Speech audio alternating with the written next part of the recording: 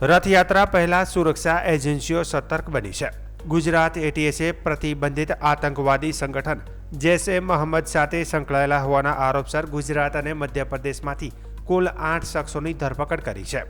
ઝડપાયેલા 8માંથી 6 પાલનપુરના, જેમાં 5 ભાગળ ગામના અને 1 પાટણ જિલ્લાના મદ્રેસાનો શિક્ષક છે। એટીએસે ભાગળ ગામમાં આરોપીઓને સાથે રાખીને તેમના ઘરોમાં સર્ચ ઓપરેશન ચલાવ્યું અને વાંધાજનક સાહિત્ય સહિત 2 થેલા ભરેલી સામગ્રી જપ્ત કરી। પ્રાથમિક તપાસ મુજબ આરોપીઓ છેલ્લા 5 મહિનાથી જૈશ-એ મોહમ્મદની વિચારધારાનો પ્રચાર, નવા સભ્યો જોડવા અને ગુજરાતમાં નેટવર્ક ઊભું કરવાના પ્રયાસોમાં સંકળાયેલા હતા। તપાસમાં એવું પણ સામે આવ્યું છે કે સંગઠનના સાહિત્યનું ગુજરાતી ભાષામાં ભાષાંતર કરીને તેનો પ્રચાર કરવામાં આવતો હતો। એટીએસના જણાવ્યા અનુસાર કેટલાક આરોપીઓ પાકિસ્તાની હેન્ડલરના સંપર્કમાં હતા અને 2 આરોપીઓને અમીરગઢ નજીકથી 3 લાખનું ફંડ મળ્યા હોવાની પણ માહિતી સામે આવી છે।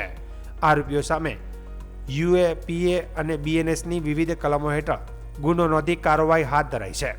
તમામ આરોપીઓને કોર્ટમાં રજૂ કર્યા બાદ 14 દિવસના પોલીસ રિમાન્ડ મંજૂર કરવામાં આવ્યા છે।